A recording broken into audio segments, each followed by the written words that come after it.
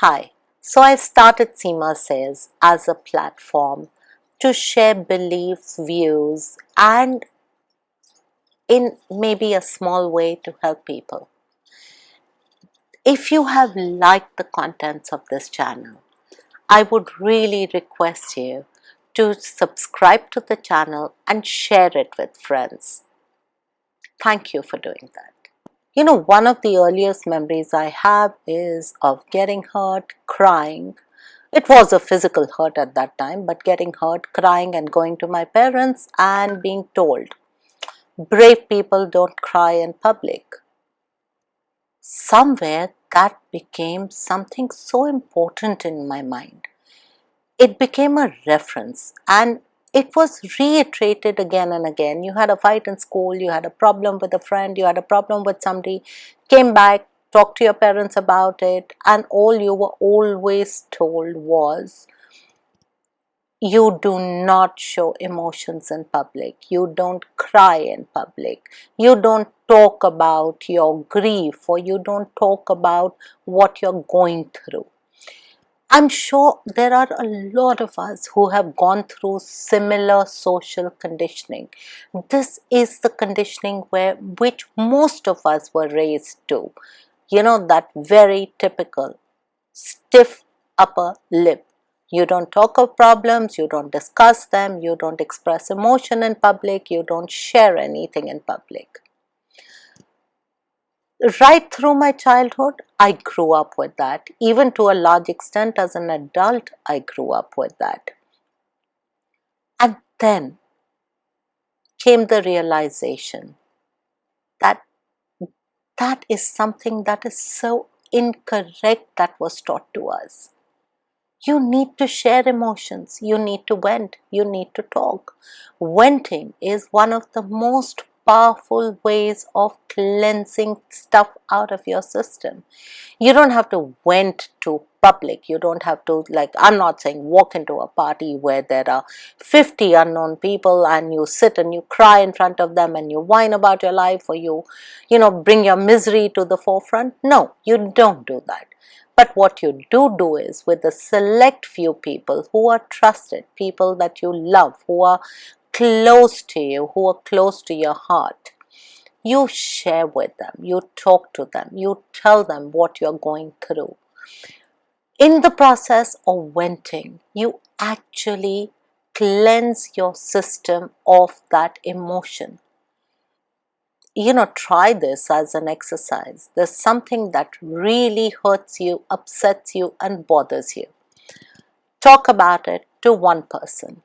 All the emotions will come out, all the grief will come out, and you will talk, you will cry, your eyes will fill up, your hands will move, your face will move, your whole body will bring out that grief. Now go talk to a second person, and a part of you should sit back and watch yourself. The quantum of grief that comes out in the second telling has reduced drastically. Talk to the third person, fourth person, fifth person. Now everybody has a different level where it's vented out, but there is a time when you will talk to somebody about it and there will be no emotion left. You will not be teary-eyed anymore. What has happened? You've talked your grief out of your system. The process of healing has started. It is so important to talk, to vent. Venting is a term that is used in psychology and counseling, in a lot of psychotherapy. Venting literally means letting it out of your system through the medium of talking. It is so important. I cannot stress how important it is to talk. Find those few comfortable people. And if you don't want to talk in your circle or it's too private, please go to a counselor. A counselor is somebody who's not a part of your circle, who is bound by the oath of silence, privacy, to maintain the privacy of a client, to never discuss what you have shared with them. Go share it with the counselor. or do something that I find works for me on a personal level. If it's something very personal and private and I don't want to share the whole story with somebody, what I wind up doing is I get 10 different friends and I give them little bits of the story. So nobody has the whole story, but I have vented it out of my system. So this is my way around. Try it, maybe it works for you. When we don't talk about things, when we bottle it up, it has a pressure cooker effect. What happens is those emotions, they're there, they've not gone anywhere. Even if you sweep it under the carpet, they're still there. And slowly but steadily, that pressure cooker inside you starts filling up and filling up and filling up, and one day it erupts. When it erupts, you could have panic attacks, you could have anxiety attacks, you could have full-blown depression, or in the worst case scenario, you could become suicidal. Most suicides are a cry for help. It is people who are really hurting, who are in a very, very sad, depressed state and don't know how to deal with it and think life is hopeless, and they go ahead and take that step. But to come to the point of suicide, it is not something that happens instantly. It is something that takes years to build up. That depression is building up. It's like that pressure cooker which you keep filling and filling and filling with no outlet, no release valve. And a lot of cases, it has been noticed that when somebody attempts suicide or actually commits suicide, there are warning signals that have come way before. Either they have had failed attempts in the past, and those failed attempts were cries for help that nobody noticed, or there are behavior changes. There is always a signal. There is always things that point you towards the fact that this person is very depressed. As a society, the onus is on us to look out for our loved ones, to care for our loved ones, and not just loved ones, for anybody. It doesn't matter who it is. I have walked up to absolute strangers and said, "Look, you're not looking okay. Can I help?" And 4 out of 10 times, people have talked. They have. I mean, their eyes have gone misty that somebody actually cared enough to go and ask them. And they have talked. Yes, 6 out of 10 times they looked at me as if I was an idiot or I'd gone mad and walked away. But that's okay. The 4 who could talk were the ones that mattered. The 6 that walked away, I feel bad I couldn't reach them, and I keep trying to think of better ways of approaching. But just because the 6 walked away did not stop me from reaching out to other people. Another very, very common thing that we are taught, we are conditioned to believe: don't interfere. It is somebody's personal life. If they want to talk about it, they will. And if they don't, you don't have the right to interfere. I agree with we don't have the right to interfere. We should not interfere in people's life. But reaching out to somebody when you can obviously see they're distressed or there is something wrong or their major behavior changes, reaching out to them and just saying, "Hey, I'm there. I'm not intruding, but if you need to talk, I am there to listen." That is not interference. Please go ahead and do it. Reach out to people. It's important. Very often, people believe they're isolated. They believe they're alone. They believe they have nobody to talk to. Just that gesture of reaching out to them gives them that sense of comfort. They may or may not open out with you, but maybe they will open out with somebody else, another loved one, or some other person. Ignoring that there is a problem in ourselves or in others is not the solution. And like I said, two major myths that we have grown up with, that stiff upper lip, please discard it. It is useless. It has been valued way more than it should have been. Talk, express, vent out your feelings. And that second myth, that you don't interfere in somebody's life. Well, I won't say interfere, but reaching out to express support. That is something we must all learn to do. At the end of the day, we are all humans. We are one species. We have to look out for each other. If we don't, we are seeing what is happening right now in the world. There are suicides, there are deaths. This last suicide I heard of, this young actor, 34-year-old, who killed himself. It really hurt to see that, a young life lost. What were the reasons? We don't know. Now today it's all conjecture, and I don't want to get into conjecture. All I'm saying is it was a loss of a young life, which maybe could have been prevented if people had recognized, somebody had recognized. Now, coming to this, there are a lot of ways that you can make out when somebody around you or you yourself are undergoing depression. Depression is common.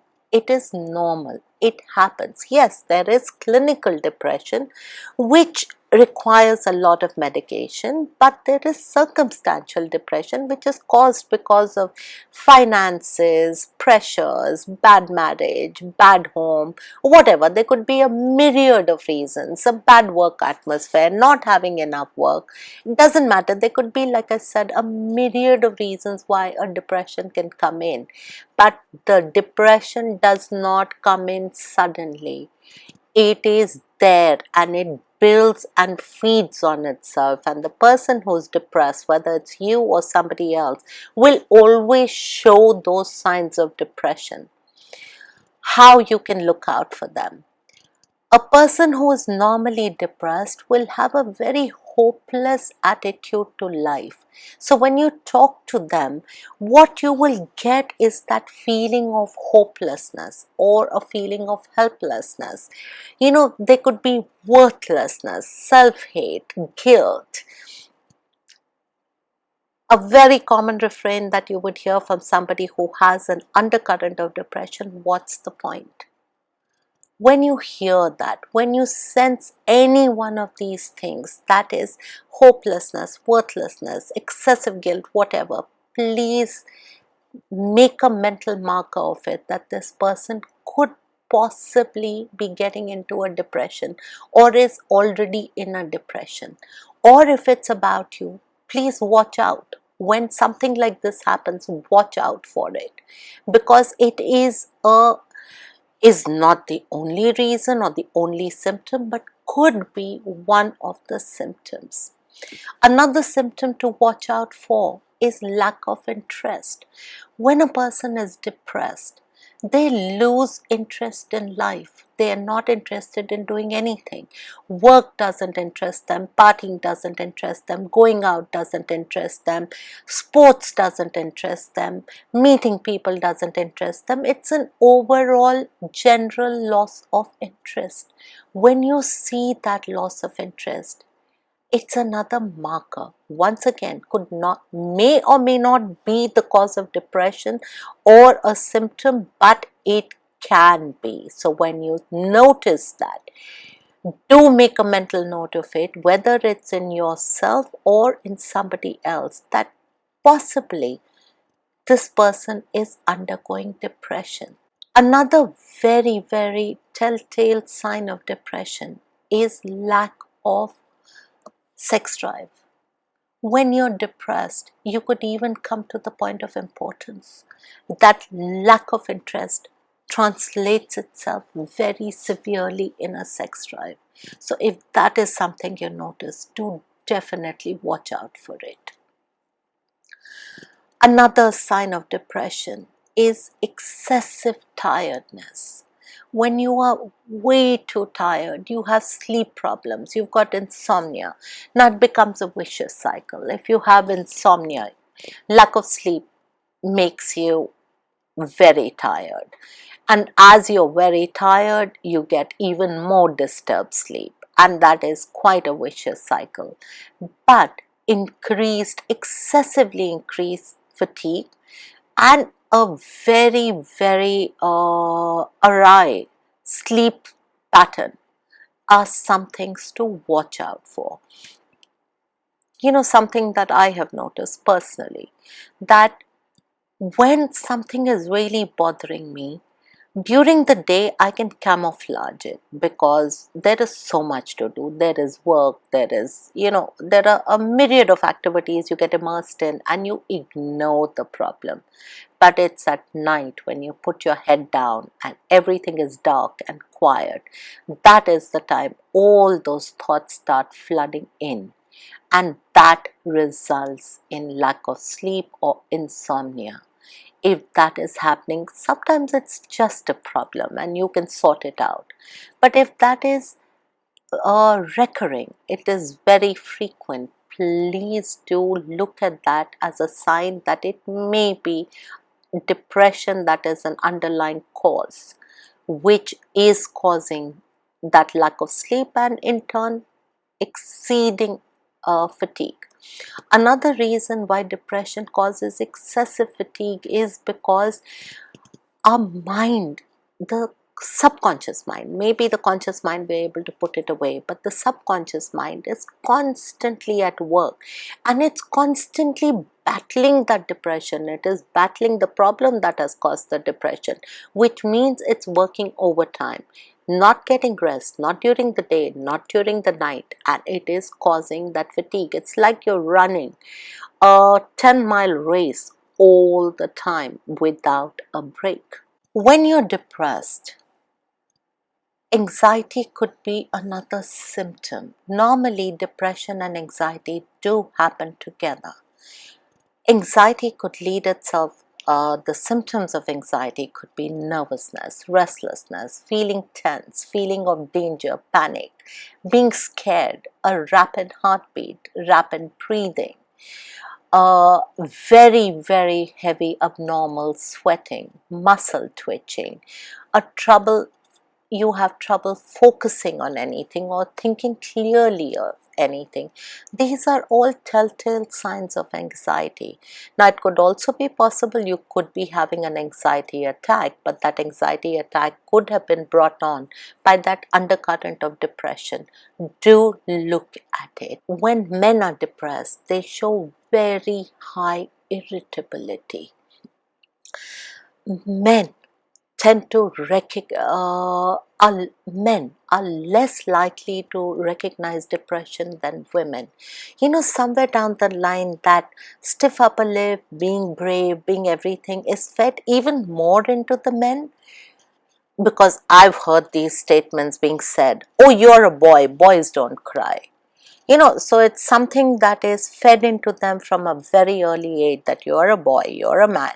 Men Men are brave, men don't cry, men don't feel, men are strong. That is why most men have a lot of difficulty recognizing depression. They don't believe they are depressive. They kind of shun it away. Oh, I can't be. And because if there is depression, and because they're not recognizing it, there's that huge push and pull that is being created, and that results in a very high level of irritability. So if you see a guy who's normally calm, even going, but suddenly is displaying a lot of irritability, losing his temper at the drop of a hat, screaming at the kids, shouting at the help, shouting at you, or whatever, if you see any of those signs, do definitely look at them. They could be pointing out that there is an underlying depression. Another sign of depression can be mood swings. When you are depressed, or when you're in full-blown depression, you can have excessive mood swings. You could have an outburst of anger, you could just suddenly cry at the drop of a hat, and there may not be any major provocation, but suddenly you find tears flowing down. Could be a sign of depression. These are some signs of depression that I have stated for you. Do look out for them. Look out for them in yourself. Look out for them in your friends. Look out for them in your colleagues, in your loved ones. And if you do see any of them, please do not hesitate to reach out to that person. Sometimes it just takes that little bit of reaching out for the person to vent, to talk, to let it out. Maybe that recognition that yes, there is a problem, I need to get help. If any of these signs are very acute, please go get professional help. And something that is goes without saying, if anybody has threatened suicide, somebody you know, and they have talked of committing suicide, immediately get onto a helpline number and get them onto that person. It is not something that you can tackle or should be tackling. It is something that a professional can. When people threaten suicide, yes, it's a cry of help. But when that help goes unrecognized, it can actually result in the person taking their own life. So do not take it lightly. Definitely get professional help for that. Having said all of that, guys, let's all rally together, rally around each other. As it is, these are really tough times that we are dealing with. What with COVID, and then the earthquakes, and then there is tick infestations, there's Ebola crisis re-emerging. It seems as if the whole cyclones, not to forget those, the whole world is in a state of chaos. A lot of us don't know what is happening. We don't know what is up or what is down. It is very, very confusing. Yes, finances have been hit. Everything is in a state of turmoil. And the lockdown does not help. We human beings are social. And when that social bit is cut away, yes, a lot of people fall into depression. This is the time when we need to rally around each other. We need to, I'm not saying physically go, yes, COVID is very much there and social distancing is very important to keep it at bay. But we can use the phone. So if you know people who are single, who are alone, old people, call them, make it a point to talk to them. And not just that, even your friends. It is nice. Just call, talk to people, let them know you are there. Not only are you helping them, you're helping yourself too. Anything that you do comes back tenfold. So if you reach out to others, a lot of those others will reach out to you. Maybe we can build a new social platform. I'm not talking of social media. I am talking of a social platform where we actually meet, get together, interact. The only difference is instead of doing it physically, we are doing it on the phone or through a video call or there are 10,000 mediums of way of getting in touch with people. Maybe we use one of those. Guys, let's try and help each other out. Let's try and recognize what is happening and reach out.